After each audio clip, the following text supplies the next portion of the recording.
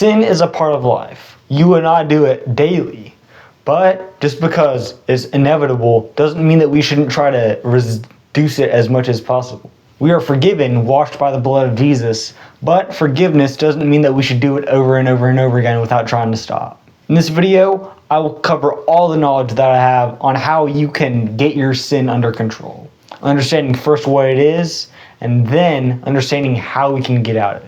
Like I said, let's first start out with what sin really is. I have a full in-depth video about this if you want to see it in the description, but the whole gist is, sin is a heart issue, not an actions issue. Because your heart is where sin starts. It only bleeds into the mind, and then from your mind to your actions, if it starts in the heart first.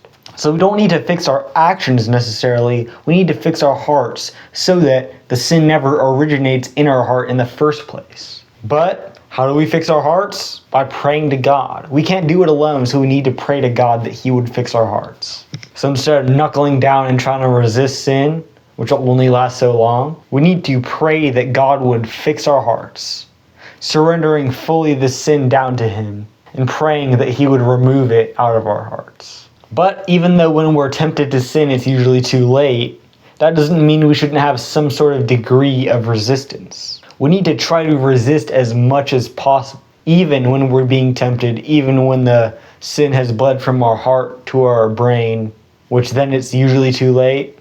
We still need to try to resist. But how do we do this? The best protocol for resistance that I know of is to focus on other things rather than your temptation. Focusing so much on other things that you don't even remember your temptation.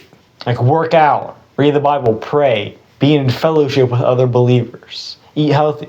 Just distract your mind with other positive, uplifting things so that your mind doesn't even have a chance to think about your temptation. But don't run from one temptation to another temptation. Don't distract yourself from your temptation with weed by going into junk food instead. Don't distract yourself from your gambling addiction by doom scrolling. Instead, do things that honor God and honor the body that God has given you, and use those things as distractions, not other temptations. Because if you run to God, first off, it'll give you a clear path, not just away from sin, but towards God. And if you're running towards God, you'll be running away from sin. So in these moments of temptation, run away from your temptation and run into God, and run into other things that distract you from your temptation, but use that energy for a positive thing. So if you're serious about minimizing sin in your life, first pray that God would work in your heart, that He would remove sin out of your heart, fully surrendering to Him, letting Him know that you're done trying to do it on your own, you're tired of it, and you need His help, admitting that you need His help, and praying that God would remove the sin out of your heart. And when temptation arises, you need to flee into other things, other positive, uplifting things that honor God and honor the body that God has given you.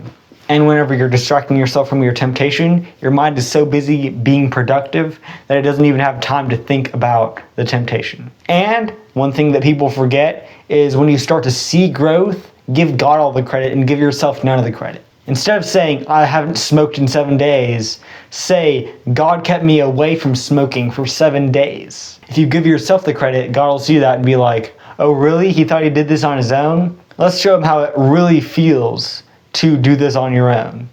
And remove his protection, stop helping you, and he'll show you that you are nothing without him. But if you give God all the credit, it shows God that your heart is in Him, that you're trying to get out of this temptation for Him.